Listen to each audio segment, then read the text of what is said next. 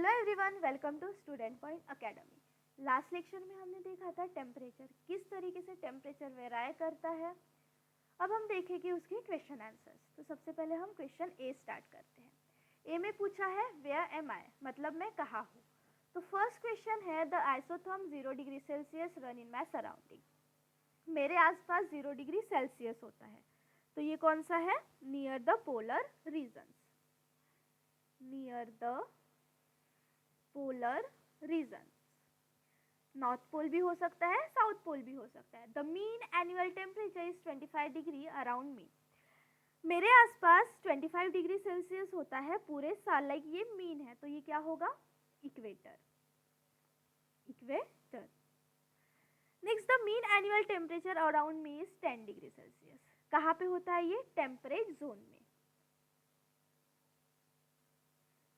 इसका स्क्रीनशॉट ले लो। नेक्स्ट क्वेश्चन पे चलते हैं। नेक्स्ट क्वेश्चन है हु एम आई, मैं कौन हूँ बताओ।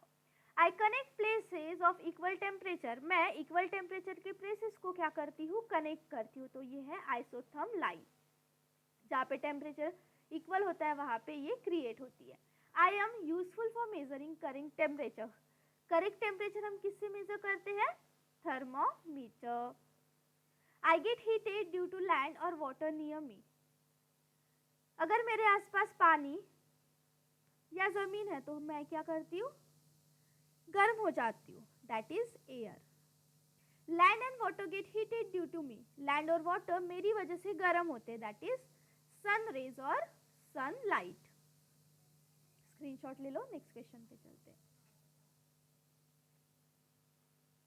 Explain with diagram the effect of spherical shape. अब हमने देखा अगर परपेंडिकुलर है तो एरिया कम लेगी और वहां पे ज्यादा गर्मी होगी, और अगर वहीं पे स्लैंटिंग है ना, तो वहां पे चीजें थोड़ी डिफरेंट हो जाएगी। वहां पे ठंड ज्यादा होगी as compare to perpendicular region. तो हमें उसे ही एक्सप्लेन करना है। तो इस तरीके देखिए डायग्राम आप बनाएंगे, मैं कुछ लिखवा दे रही हूँ, वो लिखेंगे। सबसे पहले है perpendicular rays at equator, rays at equator. Perpendicular rays कहाँ पे है? इक्वेटर पे है, विच इज 0 डिग्री। अब यहाँ पे क्या होगा? सन रेज डायरेक्टली क्या होंगे? इसे मैं थोड़ा हाईलाइट कर देती हूँ, ठीक है?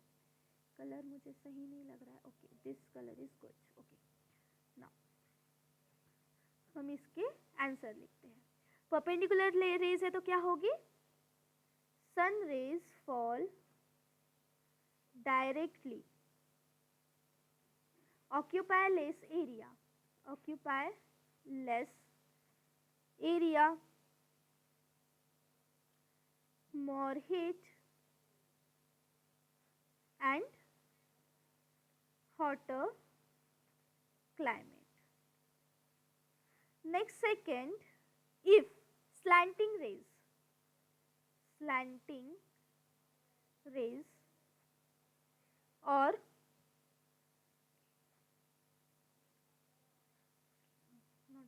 पूरा नहीं करना है, at mid latitude. ओके, सो यहाँ पे क्या होगा?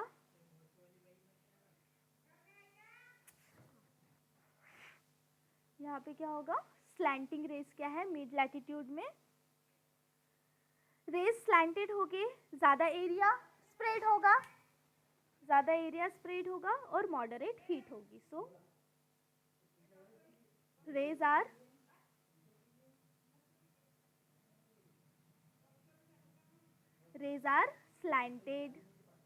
स्लैंटेड होगी रेज, है ना?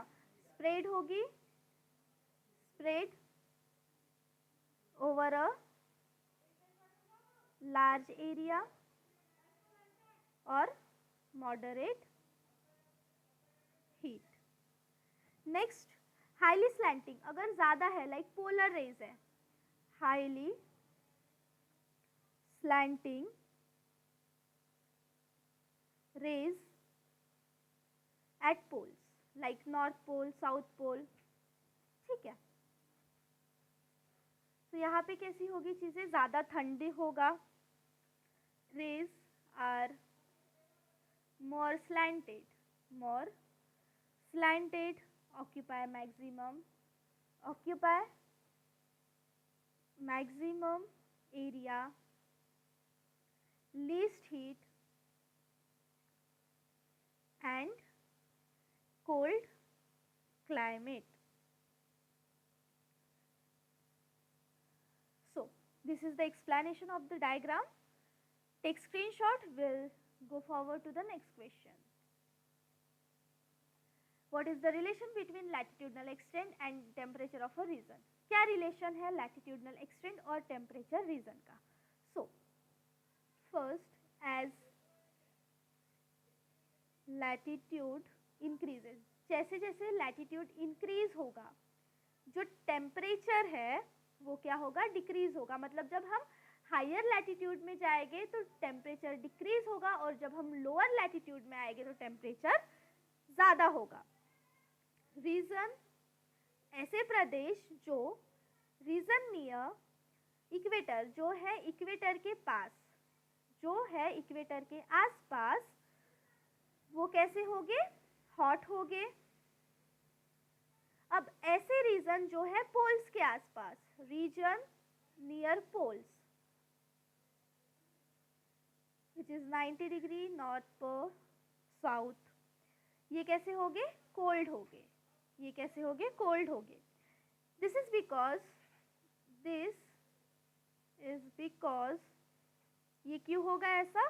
जो सनरेज है, सनरेज आर मोर, सनरेज क्या होगे? ज़्यादा डायरेक्ट होगे लोअर एल्टीट्यूड पे, at lower altitude, and slant at higher altitude. Screenshot ले लो इसका. नेक्स्ट क्वेश्चन पे चलते हैं. What makes isotherm run zigzag over continental area? Continental areas में क्यों जो आइसोथर्म है वो जिगजैग जाती है? सबसे पहले the uneven heating of the land, heating of land and water. सबसे पहला जो है वहाँ पे लैंड और वाटर में जो हीट होती है, जो टेम्परेचर होता है, वो कम ज़्यादा होता है. Next, कॉन्टिनेंटलिटी,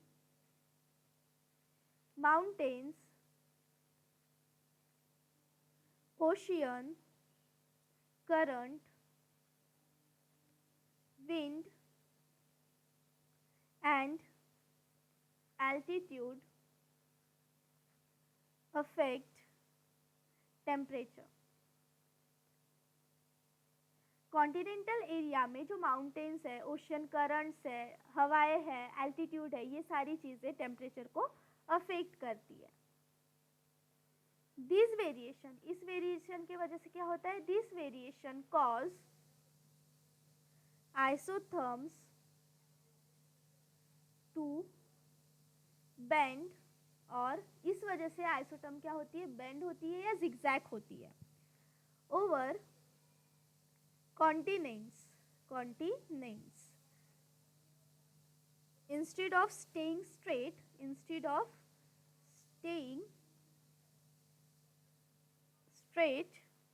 like over oceans or seas. So this is our answer. यहाँ पे होता है हमारा लेसन पूरी तरीके से कंप्लीट. हमने लेसन भी देखा, एक्सप्लेनेशन भी देखा, एक्सरसाइज भी देखी. अब नेक्स्ट लेक्चर में हम नेक्स्ट लेसन देखेंगे. तब तक के लिए पढ़ते रहो. कोई डाउट है तो पूछो. चैनल को सब्सक्राइब करके बेल आइकन प्रेस कर दो ताकि जब भी न्यू लेक्चर अपलोड हो आपको नोटिफिकेशन मिल जाए. मिलते हैं नेक्स्ट लेक्चर में.